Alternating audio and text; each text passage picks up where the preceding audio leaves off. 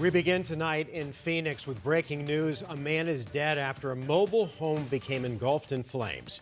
Firefighters responded to the scene near 35th Avenue and Deer Valley Road just before 9 o'clock. Phoenix Fire Department tells us the victim was a 67-year-old man who was handicapped. Crews will remain on the scene throughout the evening as investigators try to figure out the cause of the fire.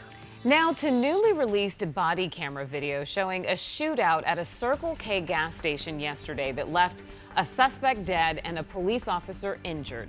Good evening and thanks so much for joining us. For 12 News at 10, I'm Kadiba Devine. I'm Mark Curtis. That officer is recovering in the hospital. Police say the suspect was shot and killed by officers at the scene. The Pinal County Sheriff's Office, which is now investigating the incident, releasing new video tonight that shows how it all unfolded. But we do want to warn you, some viewers might find this video disturbing.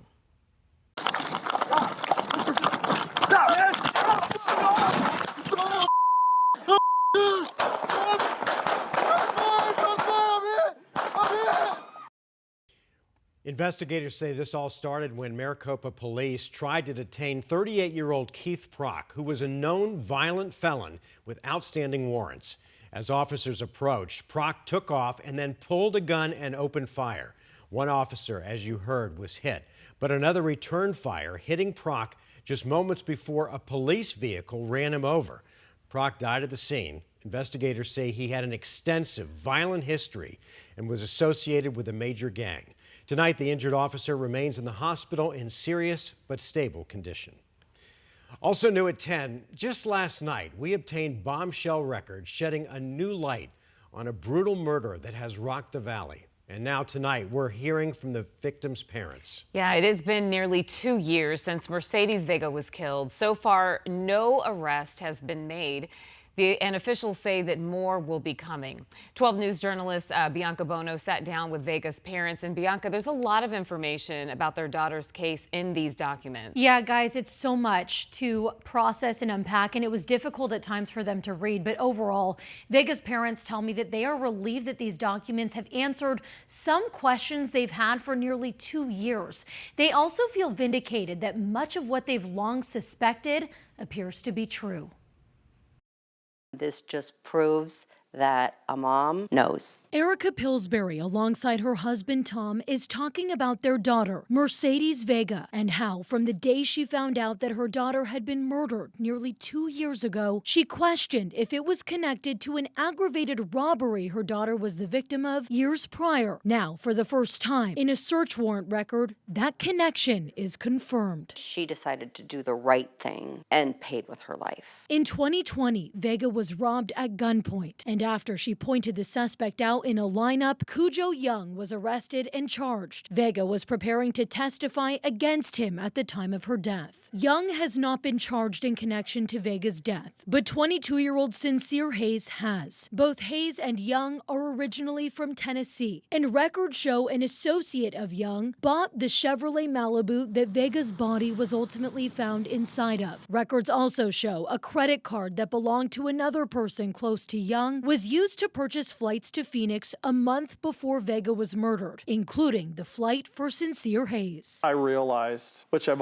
pretty much already known, that this was premeditated and that they had an agenda, and it was basically to eliminate my daughter. Parts of the sickening plan that unfolded the night of April 16, 2023 were detailed in the search warrant record, showing after at least a month of planning, Vega was kidnapped from the parking garage of her Tempe apartment. Vega was shot in the arm, had bleach poured down her throat, and then was left inside of the burning Malibu along the I-10 freeway near Tonopah. That's the hard part that I have with it. I know that's the hard part that she has with it, is because it's like, why aren't more people arrested? Also laid out in the records was a small part of MCSO's investigation, showing how they used surveillance footage, cell phone records, and IP addresses to gather information, and how a fingerprint lifted from a grocery bag inside Vega's car led them to Hayes in Tennessee. And also showed us how thorough Maricopa County Sheriff's Office has been. We're very grateful. The newly released records also also showed Vega's parents exactly where her body was ultimately found. They have plans to place a cross there in memory of the 22-year-old woman described as a kind, determined, and fierce friend who was full of life and deeply loved. Though their daughter is no longer here, they see signs from her every day. And as they await additional arrests and complete justice, they say it's her strength and courage pushing them forward. And she didn't deserve to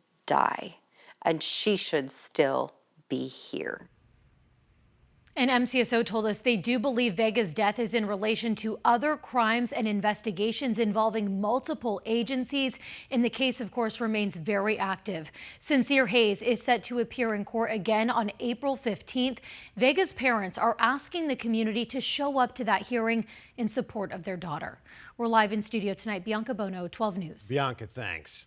Sad developments tonight out of Gila County, where the sheriff's office says that remains found 2 weeks ago northeast of Globe belonged to a young girl from the San Carlos Apache tribe. They've identified her as 14-year-old Emily Pike, who went missing after walking out of a group home in Mesa on January 27th. For over 2 weeks, she was considered a missing person or a runaway teen. That's until police found remains on February 14th with some of her body parts missing. Her death is being investigated as a homicide, and the suspect is still at large. The Gila County Sheriff's Office says there is no active threat to people in Gila County or the San Carlos Apache tribe community. Well, as we kick off the weekend, there are a few freeway closures in the valley that just went into effect, starting in North Phoenix. The southbound I-17 will be closed between State Route 74 and the Loop 303. Meanwhile, there are two closures on the Loop 101. The northbound lanes of the Pima Freeway will be closed between Shea Boulevard and Princess Drive, and the eastbound lanes of the Agua Fria Freeway will be closed between 35th Avenue and I-17. All the closures expire at 5 a.m. on Monday morning. You can find out more information on detours right now. Just head over to 12news.com. Well, if you've ever dreamed of owning a life-size Darth Vader or Spider-Man, you're in luck. A comic book themed restaurant in the valley is closing down, and now they're selling all of their one-of-a-kind items in an online auction that's happening right now. 12 News journalist Chase Golightly got an exclusive look at what's up for sale. These are collectibles you really can't find anywhere else, and now they're all up for sale. If you're missing that one last piece for your man cave or game room, look no further. This is literally a once-in-a-lifetime opportunity. More than a dozen life-size statues from Iron Man, Yoda, The Simpsons, and so much more are all up for auction. They were all commissioned by the owners when they built the place. One of our key pieces in the sale is the Hulk. It is about 12 feet tall, it's massive. To give you a better idea of just how big this is, here's my shoe for reference. You're gonna need a big truck. Gabriel Prado is the owner of LocalAuctions.com. He and his son were frequent customers to Comic X at Desert Ridge, a two-story comic book themed restaurant that opened in 2019 and went viral on social media. This is the only location in the United States. But when he heard it was shutting its doors for good, he offered to help them sell everything inside. We do business liquidations all across the valley, so we offered to help liquidate everything that's here in the restaurant. From paintings, busts, toys, decor, TVs, even this giant dragon head that is coming out of the wall. All up for grabs. Every single thing that's in this restaurant is now up for auction. Now, when they say everything is up for auction, they mean it. And that includes the entire kitchen. Plates, frying pans, grills, glassware, tables. They're really getting rid of everything. It needs to be sold and removed from the property so they can turn it back over to the landlord. Prado says they are hosting an open house on Monday so people can come in and see all of these collectibles.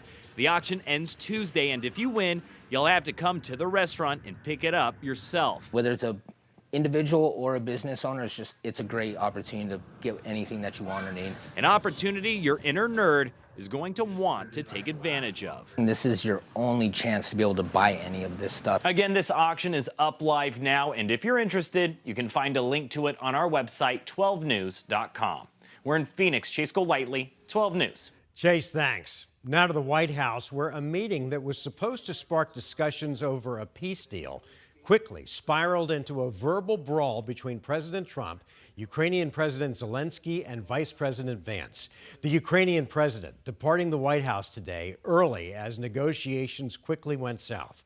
The nasty back and forth playing out in front of TV cameras, sending shockwaves across the globe. Ukrainian President Volodymyr Zelensky arrived at the White House today for high-stakes talks with President Donald Trump about the war in Ukraine. After sitting down in the Oval Office, an astonishing exchange. The two world leaders shouting at one another. Is in big trouble. Can I Wait a answer? minute. No, Can you've I done a lot answer? of talking. Your country is in big trouble. I know. You're not I winning. know. You're not winning this. Part of today's goal was to sign an agreement that would give the U.S. access to Ukraine's rare earth minerals in exchange for what Ukraine hoped would be concrete security guarantees. You're not Mr. in a good Brown, position. I You don't was have in the it. cards right now. With us, you start having not cards. playing But cards. It's now been 3 years since Russia's full-scale invasion of Ukraine. And just a few weeks ago, U.S. leaders held talks with Russian leaders about a peace agreement.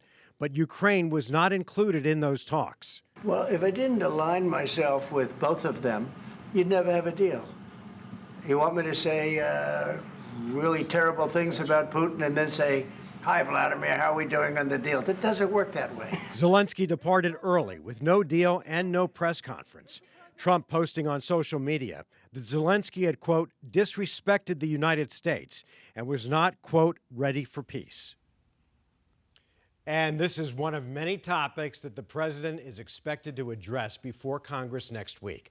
On Tuesday, join NBC News for special coverage of President Trump's address.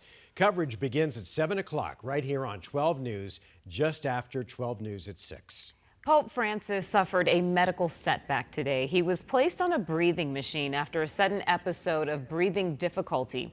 But the Vatican says that he is still alert, although not out of danger. The 88-year-old pontiff has been battling pneumonia in the hospital for about 2 weeks now. And due to his continued illness, he will not lead the upcoming Ash Wednesday service. The Vatican says that he has only missed one other Ash Wednesday in 12 years.